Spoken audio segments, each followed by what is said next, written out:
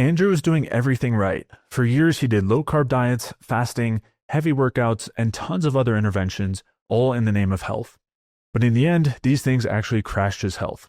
We'll be talking about his health journey in this two-part series, and with that, I'm excited to introduce all of you to Andrew Wallen. Andrew is our other J. Feldman Wellness health coach, and he has over 20 years of experience coaching in the health and fitness industry, and he's been coaching with us for a couple of years now, and he's helped people who are dealing with everything from insomnia to cancer to complex gut issues. So in today's video, we're going to be talking through Andrew's health journey, and more specifically, how years of low-carb dieting and fasting led to high blood pressure, high blood sugar, gut issues, brain fog, poor sleep, and fatigue. We'll also be talking about how Andrew is lean and ripped, looking like the epitome of health with a low heart rate and high ketone levels, even though he was crashing. And we'll also talk about Andrew's breaking point that led him to question everything he thought he knew about health. And with that, let's get started. So yeah, let's start by talking about your background. What's your background in terms of health, fitness, and we'll go from there. Awesome. Yeah. Thank you, Jay. My background really is for over 20 years, I've been a personal trainer, a health coach, and a sports performance coach, and just worked with a lot of different populations over the last couple of decades, and just tried my best to be able to help people and, just serve my community at where I'm located. And just became, a passion early on that ended up turning into, a way for me to be able to, help people and provide for my family and all of that. So it's just been a cool thing. Yeah, for sure. And, I think that's often the case, right? Starting with a passion for health and our own health journeys, and then that branching into wanting to help share that with other people and help other people along their health journeys, which is, I think, a good segue to talking about what your health journey has been like, because it's been a, I don't want to say unique one, because I think a lot of the experiences you've had are going to be shared with a lot of listeners. But it certainly had its ups and downs, and hasn't been a boring health journey. I guess I can say that. So yeah, walk me through that. Yeah, definitely not a boring journey at all. So I guess from my standpoint, starting out, I started out, like a lot of young guys do, where you're lifting weights for sports and trying to, get stronger and just gain muscle and be a better, athlete. And then overall that transitioned, into just, a love for exercising and working out and trying to be healthy. And so I took that passion from, high school and college sports into, doing a little bit of bodybuilding in my young age, and then moved into, doing some powerlifting and, in the off season from bodybuilding. And early on, I really gathered that this was something, from a passion standpoint, just something I really enjoyed. And so, feel like from a standpoint of just, the average person wanting to work out and be healthy, there early on, it became really just apparent that, like every time I was looking forward, to a gym session or going to lift weights or anything, it was just, pretty awesome. And it was hard not to understand that, like from a standpoint of the benefits you get from exercising and trying to be healthy, whether it was from athletic standpoint or even from, early on doing bodybuilding, and winning some competitions and powerlifting and doing that. And just, it really just catapulted me into, from a professional standpoint, I knew for sure what I wanted to do. Yeah, and what were the sports that you played when you were younger? Were there any other sports that you like competed in and won? Like what happened bodybuilding wise? And then also, when did when did you start with Brazilian Jiu-Jitsu? Yeah. So from early on, it was just the classic football, basketball, baseball, and then I dropped off from basketball because that was a great chance to lift weights more, at that winter season, and so it just became football and baseball.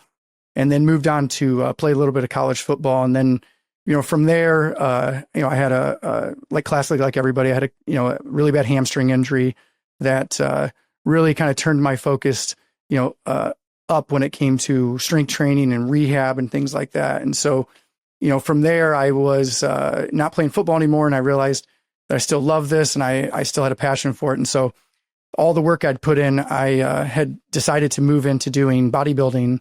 And so I started competing, and when I was 19 years old, I won Mr. Teen Indiana from a bodybuilding perspective. And so for the next few years, I thought that was my goal and vision was going to be, doing bodybuilding. And then by default, a lot of times when you do bodybuilding, the off season is spent powerlifting because you're just trying to get strong and build muscle. And so it just became natural to do that. So had some good opportunities and fun times, definitely doing that. And then, transitioned into more of just, I knew the bodybuilding was fun at the time, but for long-term health, I just knew, I wanted to transition more into just health and fitness. And plus, at that point, I'd started working as a trainer and then started my own business. And the time constraint just was really low when it came to concentrate on that. And so between that and having a family, it was just, extremely hard to focus on it. But I knew, at that point I was already in my professional career, as a personal trainer and a local business owner, working with people in my community. And so from there, I just, transitioned into a thought process of, I'm just going to, try to be healthy, try to work out, try to, maintain what I was doing, but in the process also just, learn as much as I could to help people. And then that brought me into, as I got older, in my early 30s, I found Brazilian Jiu-Jitsu and started training that. And it sort of reinvigorated my thought process of that athletic, reason to train and eat and just be a healthy version of myself. And, that's what I still do to this day that I just absolutely love. So it's an amazing journey so far. All right. So a lot of athletic endeavors, living basically in the health space, personally and professionally. Tell us about the different dietary philosophies you fell into, and beyond diet, I mean, diet, fitness, kind of like health perspectives, and what that journey looked like for yourself, like personally, and of course, working with people too. Yeah. Awesome. Yeah. So early on, as a lot of us do, especially, for me, the early 2000s, it was the ancestral movement hadn't quite taken off yet mainstream. So the only route we had, especially when it was in bodybuilding or working with people at body composition, was geared around the whole calories in, calories out model. And so everything we did, in coaching people was designed around trying to get them to cut their calories or eat less, move more. And we'll talk later, as we know that's very mythical now, but in general, that was the only model that we had. And so I had followed that for a good amount of time with ups and downs, where you would get serious, you'd cut your calories, you'd get a little leaner, and then, something would happen. You would end up, cheating on your diet or, doing something that was, because in general, those models are not sustainable. And so, I would just, keep going back and forth between the calories in, calories out model, and then came across the paleo sphere. And I, heard a doctor speak one time about, paleo and the concept of food being medicine and all of that. And it really resonated with me because I knew, how long I had been doing this, helping clients, that the calories in, calories out model was continually failing people. It brought short-term results, but long-term failure. And so when I started to hear about the concept of food being medicine and this kind of thought process of like the food that we're eating is not what we were designed to eat as a species, it's, sparked my interest into, what we should be doing from a, dietary and a food, standpoint. So I transitioned into paleo. And once again, that was a pretty enlightening journey. First of all, it was a beautiful thing not to have to count calories anymore and not have to worry about, am I eating enough, and just, focusing on, eliminating certain food groups and demonizing them to an extent and just leaning into, these foods that were approved based on what I would have eaten thousands of years ago if I would have lived, which obviously is a very interesting thought process as well on the evolution of humans. But from that standpoint, the paleo route just made a lot of sense because I just knew the calories in, calories out model continued to fail me and fail my clients. And so from there, I've discovered this now working with you and working with clients, is that we have this distorted view of health. We have a fat-centric health lens that we see, the world through. And so in the calories in, calories out model, or in, even the paleo model, and we'll talk obviously about some of the other stuff I did, but what's become apparent is that what I was doing was all in this model of fat-centric, all about how your body image looked, all about body fat being, the end-all be-all for disease. And so what it did was it brought me into a thought process where, as I look back and realize from paleo, where I went into doing low-carb, went into carnivore, went into fasting, checking ketones, checking, blood glucose, and all of those things, it became apparent that none of those things were set up for me to be healthy. They were set up for me to be lean, but, through this fat-centric view of health, which now, working with you and working, with the people that we get to work with on a daily basis, the mindset shift is into a health-centric view.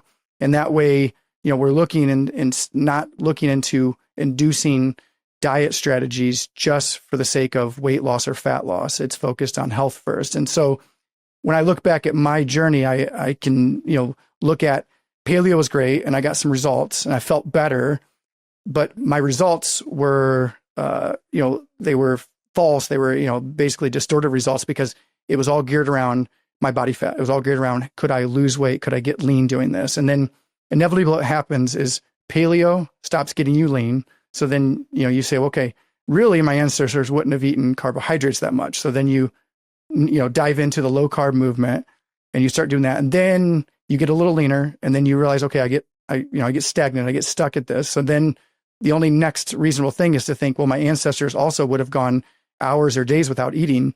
So fasting is just the inevitable next thing to do, which I did that. So, now I'm fasting, low carbing, and, doing workouts in a fasted state, really focused on, once again, the greatest part was I never had to do calorie counting still, because all of this was just stressful within itself, causing weight loss or fat loss.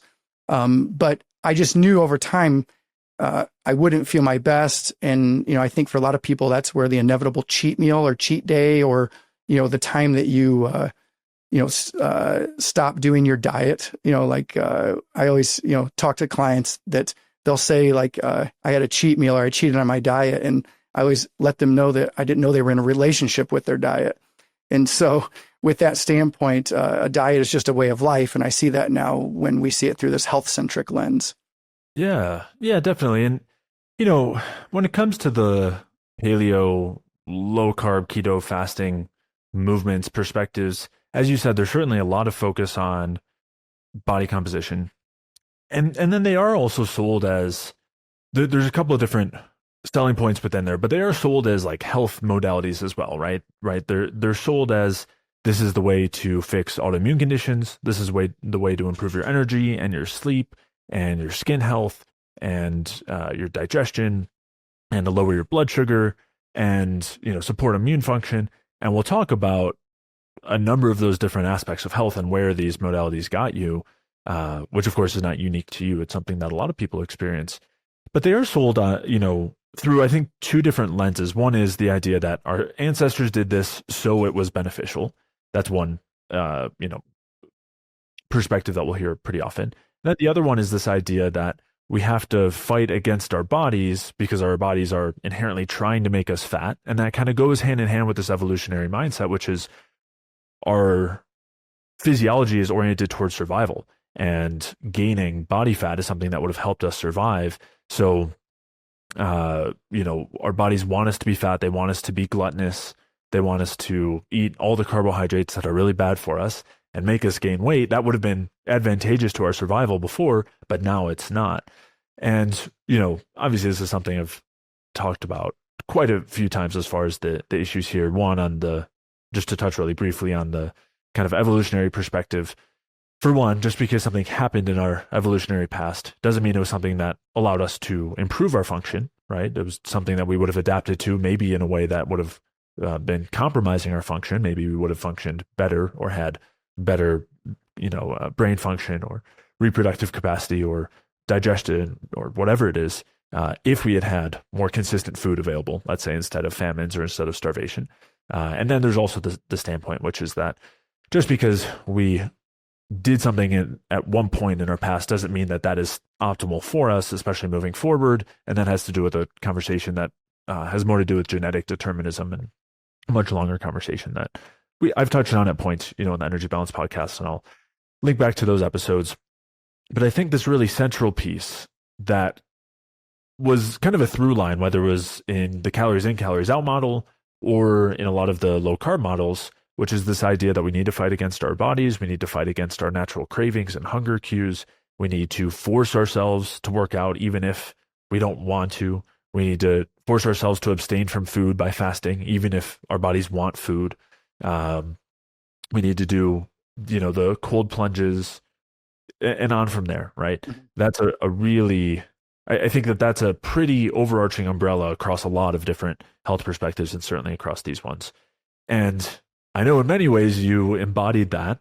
So let's dig into that a little bit. Like, as far as I know, you said, you went through the journey of calories in, calories out, and then paleo and recognizing like the food quality matters and food is more than just calories, and that's awesome.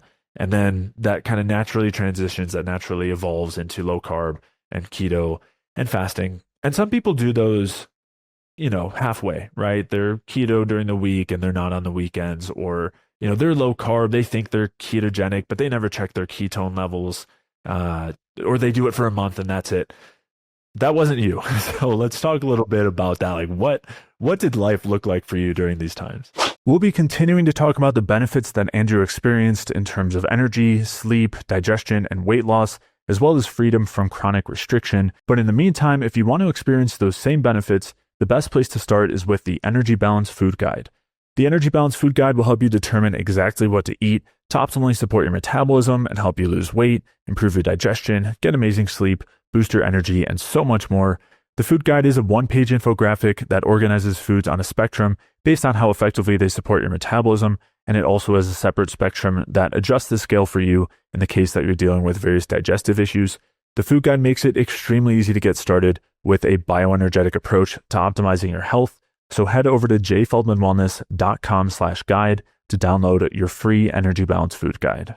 Well, yeah. And, as we've talked, over the years, like, trying to reverse out of this metabolic hole, that I was in, I always say in the name of health, we were attempting to do it, for, health purposes, even if there was that fat centric kind of behind the scenes driving some of this stuff. But a lot of times, it was in the name of health. And I, when it came to doing all the different, ancestral strategies, whether it was low carb, keto, carnivore, fasting, all of that was geared around the fact that here I am as someone trying to help other people.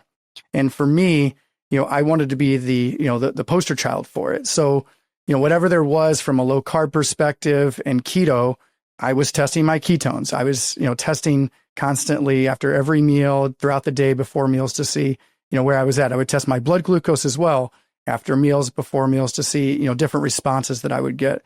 And, that was, a very, at time monotonous journey, but at the same time, in the name of health, I wanted to be that representative for other people. So I would, drill down and do a lot of that. From a fasting perspective, I would, I remember getting up on the weekends and I would be fasting into one of my hardest jiu-jitsu training sessions in the morning. And then being absolutely wiped out from that, I would come home and see how long I could go the rest of the day without eating any food. And it, what we know now in coaching with you and coaching our clients has, obviously shined a major spotlight into the, unhealth, that eventually brings people. And, and I know in the beginning, a lot of times for us, when we work with people, they will shift away or shift onto these strategies and they will feel benefit because, like you said earlier, that, some of the quality of foods or maybe underlying gut issues or just, disrupted glucose metabolism is that when they do these things, they'll feel better. They get the relief, but they also, as we know, get that stress response. They're running on that cortisol, for a period of time. And so it can definitely feel good. And a lot of times too, when, I'm guilty of, once again, trying to learn all this. So you get on YouTube, you read and listen to a lot of, different people's, articles and thoughts, and, you start to, you believe it, you learn it, you live it, you think absolutely to your core that it makes complete sense until it doesn't anymore. And, you have to have that, metabolic, bioenergetic awakening, when your health breaks. And, for me at, 12 years of drilling down into very high stress induced, pathways of living, led to, multiple breaks in my physiology. And I ignored it even because I thought there's no way, this could be, true. I remember shifting away a little bit from low carb and keto to the thought process that as long as I ate carbohydrates that didn't spike my blood glucose, that was the main, goal of all of this. And so I would eat all the cold resistant starch white rice I could with every meal. I would, try to find the lowest, I was eating, very unripe bananas, as nasty as they are, but in the hopes of making sure that my blood glucose never went above 100. And the only thing it brought about was basically insulin resistance, or my A1C had started to creep up, where, I know we talk about, different types of insulin resistance, whether it's pathological or physiological insulin resistance. And so for me, I, was doing this once again because I thought glucose spikes were the end all be all when it came to what was health. Right. But we know that your A1C was just high because your red blood cells were living super long, because every other aspect of your health was improving, right? Right.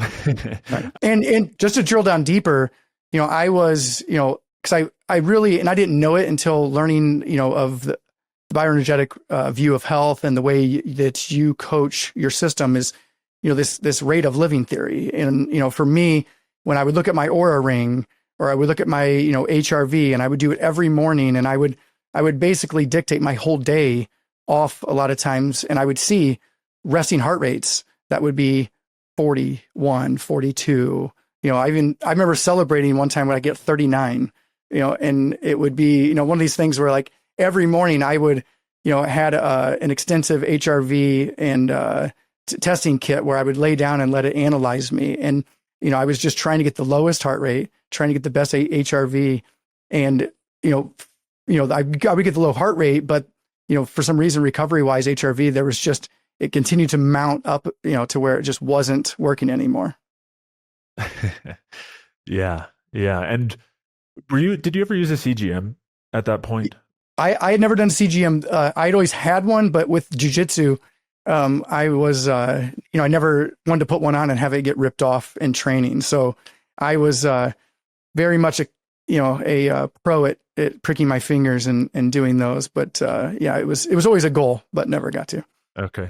And I want to come back to what you, like, the kind of end point there and what you were actually feeling. Because I know being pre-diabetic, as far as the A1C levels, was one of the things, but it was one of a handful. But two things I want to get to first. Well, the first one, so was when you were doing like the blood sugar pricks, was that reflecting a high A1C? Was your blood sugar frequently elevated?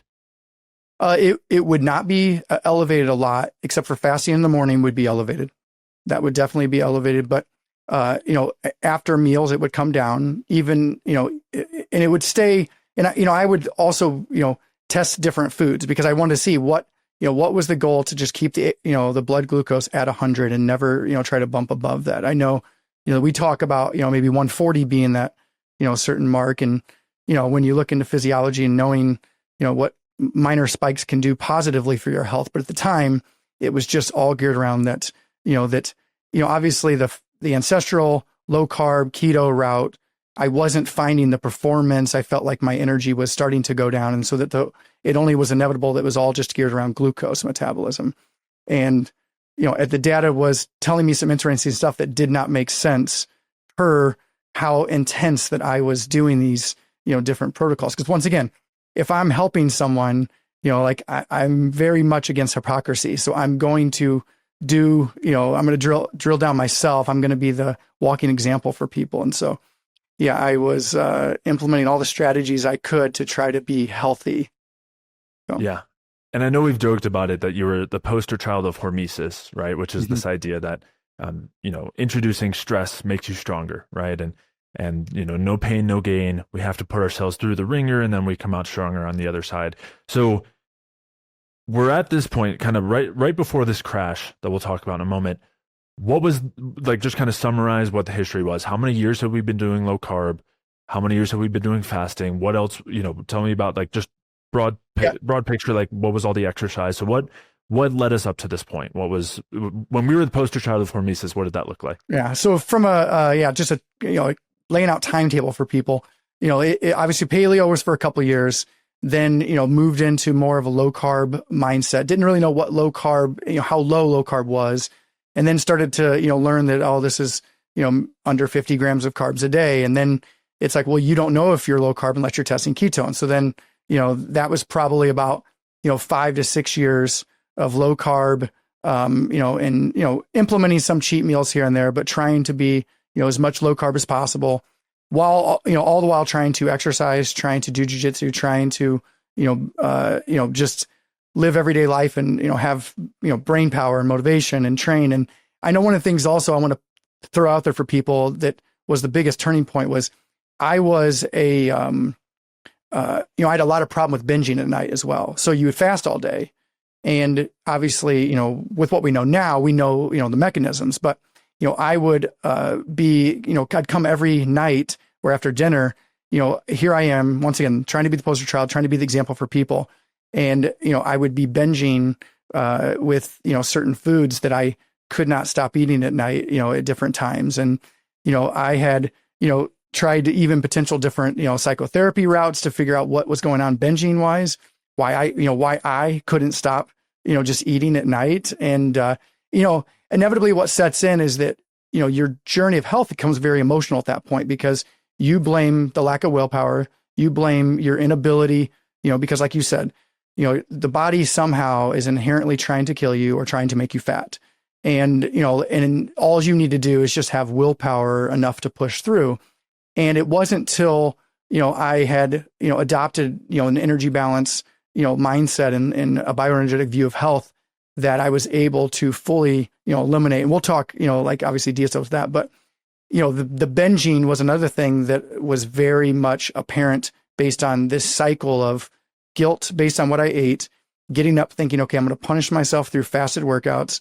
I'm going to, not, eat, for as long as I could the next day, and the cycle would just continue. And so what that led me down to was a point where I know we talked about insulin resistance, but, that was a minor, ish thought of, where my energy levels were, going to the doctor's office and, registering, a hypertensive, blood pressure, having lowered immune system function where, I was, getting infections from jiu-jitsu, just having an inability to have good, brain power for my clients all day long, like with the amount of people I work with on a daily basis, I want to make sure that each client gets the best version of myself. And, doing those previous diet strategies, there would be certain clients would get a good version. Other clients, it'd be hard to just maintain the brain power with, living a stress-induced life, like I was from that standpoint. And so, yeah, I don't know if you want to talk about exactly what broke or that moment, but we can definitely dive into it.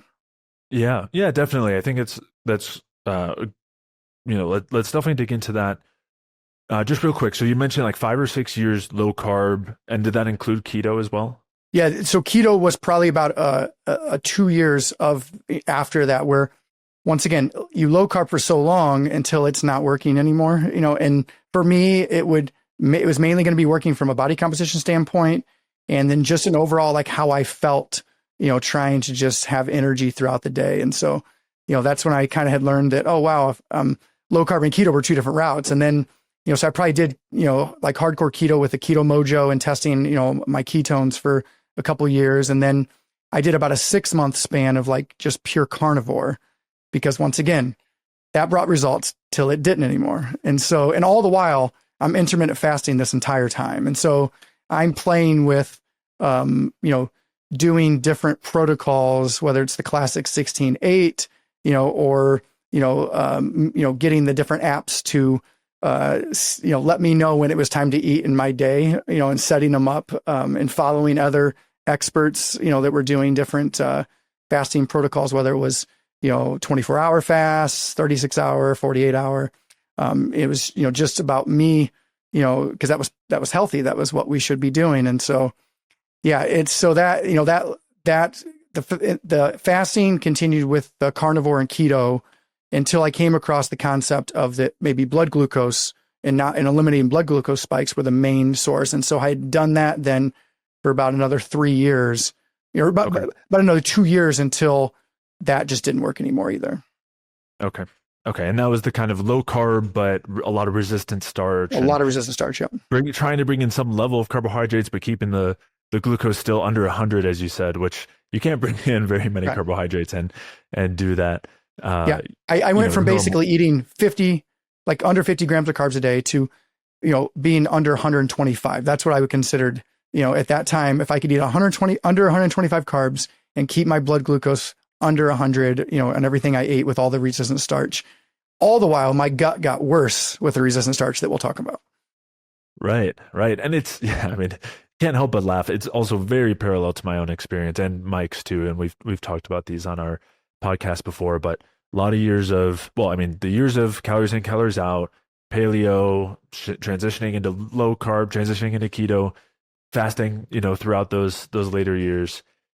And then not seeing the results, seeing things continue to degenerate, and then coming across some idea of, okay, maybe I can bring some carbs in, but it's never just jumping into that, right? There's so much fear at that point around carbohydrates, around glucose spikes, around the inflammatory effects. I mean, throughout all those years of low carb, we're chronically, constantly inundated with how toxic sugar and carbohydrates are. And it's, so dogmatic. And so it's very rare that, we just are able to throw all that away. Normally it's a tiptoe in. So for you, it was really closely monitoring your blood sugar and avoiding the glucose spikes. For us, it was kind of like a cyclical keto where we would do some days with carbs, some days without.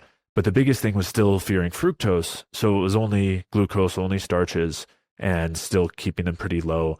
And then it kind of slowly expanded from there. But yeah, very, very parallel experience. Yeah. And for me as well, one of the things I knew as I was starting to introduce some of these carbohydrates and trying to not have these bumps, I was still doing fasting. So when I would bring these carbohydrates in, besides looking at my blood work, which I was getting every 6 months at the time, because I just always wanted to see the data.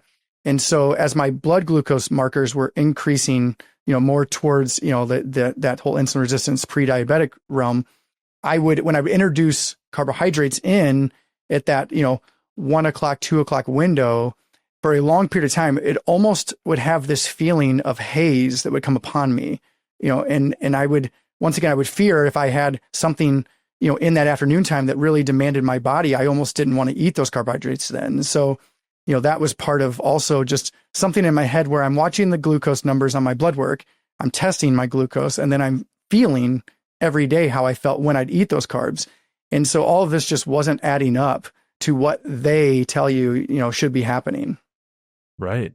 And that's such an important point too, where when people are on low carb and then they fall off on the weekend when they binge, or they start to eat some carbs and they feel bad, right? You feel bloated after, you're hazy, your energy dips, and that it confirms these assumptions, these all of the dogma that you're hearing about the dangers of carbohydrates. You're reaffirming that every time, and so that, I think, adds to it, right? It makes it a lot harder to transition out. And unfortunately for a lot of people, they don't start to question it until they do really crash and until their health really becomes compromised. And I know that was a big driver for you.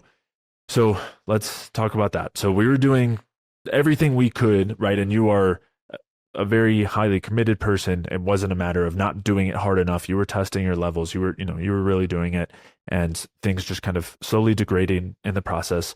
You got to a point where you were as lean as ever, right? Like incredible body composition, looked great.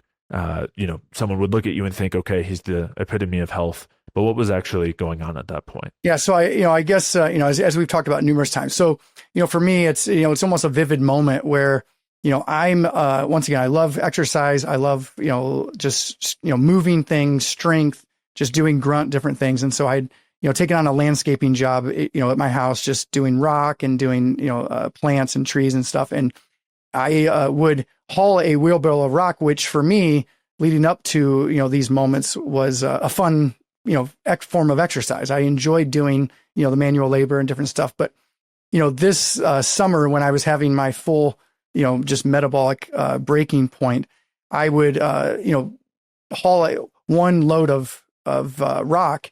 And I remember having to, take it to where I was going to take it to. And I would have to stop, take a knee, and gather myself until I could have an energy to then dump it and repeat this. And so I had a job that probably normally old me would have taken about maybe a weekend or two to finish. And I milked it over a 6-week period of time, because every time that I, pushed my body along with everything else I was doing with, workouts, work itself, in jiu-jitsu, I just had no energy left to do it. And what was crazy about it is that obviously it's in the middle of summer and I have my shirt off and I am feeling as lean and ripped as you possibly can. And if the average person's walking by, they're thinking, wow, look at, this guy looks like he's healthy. But internally, I was the farthest thing from health, especially on how I felt.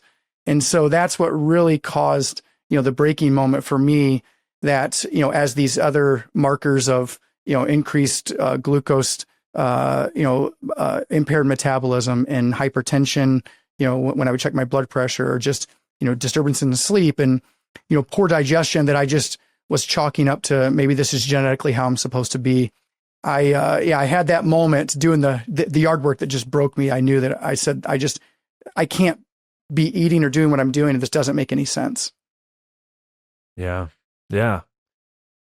Crazy. How it comes to a head, right? And how, our bodies are able to tolerate a lot, right? You put your body through a lot over that decade plus, but there is a point where it does actually crash. And that's tough for people to realize too before that point, because you're feeling great for a while and you think the idea that stress from fasting could be bad it's like, that's crazy, right? Like that's how you get stronger. That's how you get better. And sometimes it doesn't show until you really crash.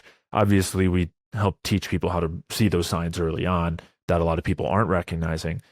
But so at this point, we were in the pre-diabetic range for both fasting blood sugar and A1C, right?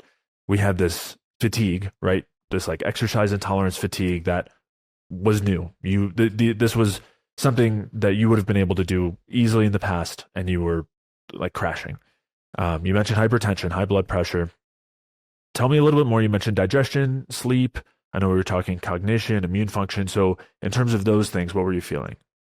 Yeah, I mean, in general, like from a standpoint of gut health, I'd been thinking a long time, I always lived on the slow motility side, of life. And so, I knew that from that standpoint that it couldn't be healthy. And so I remember trying, different protocols of fibers and, and different, products with, probiotics and eating lots of probiotic foods, because what's great about them as well is that you wouldn't get a glucose spike. So I could, feed my gut as well as not get a glucose spike with the amount of, raw sauerkraut, or, different, high probiotic foods that I was eating. So, yeah, so I just had reserved myself. And I, once again, as a person in this realm who, tends to, enjoy learning and reading about this stuff, I read a lot of different protocols. And, from a digestive standpoint, I had just reserved myself to, this is just how I'm going to be and this is how I'm going to live. And so, which was what did that look like? Like one bowel movement every day, every other day? Like,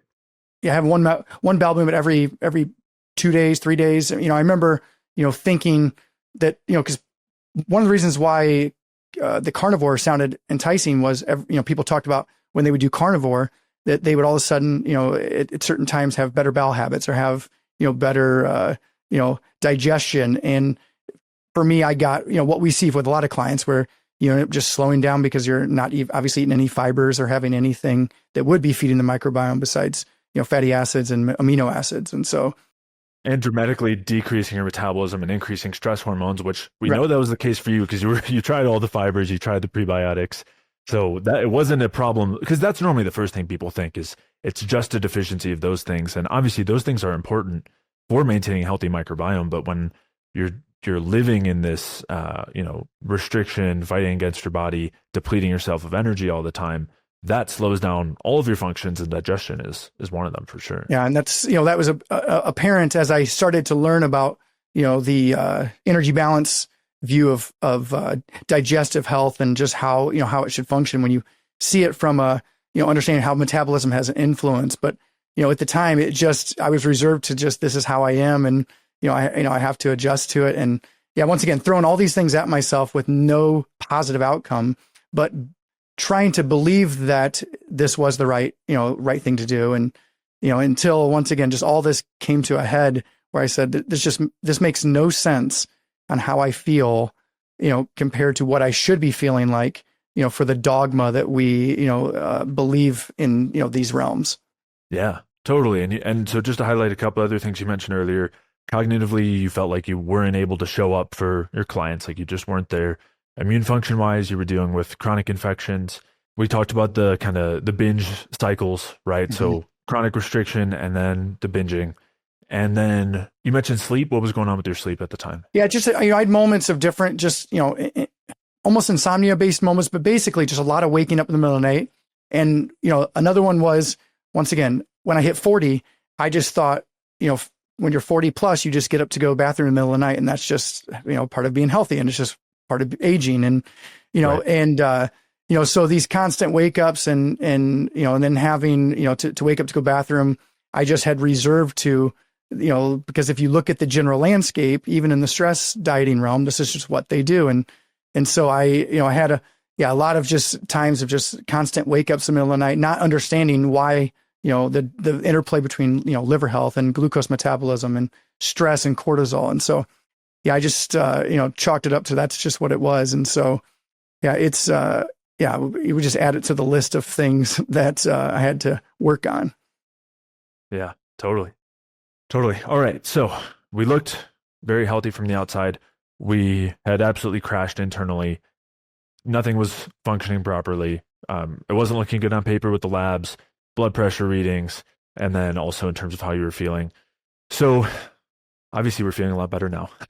Right. What's happened since then? So obviously you came across the bioenergetic approach. All right, we're going to pause there and pick back up in part 2, where we'll dig into Andrew's experience implementing the energy balance approach, Andrew's fear around his blood sugar values when adding carbs in and what the actual results were, the difference between weight loss as a result of health versus weight loss at the cost of health, how Andrew lost body fat without restriction or cutting calories, and also how Andrew resolved his nighttime binging, high blood pressure, gut issues, and poor sleep, while also improving thyroid and testosterone levels with the energy balance approach. And with that, if you did enjoy today's episode, please leave a like or comment if you're watching on YouTube.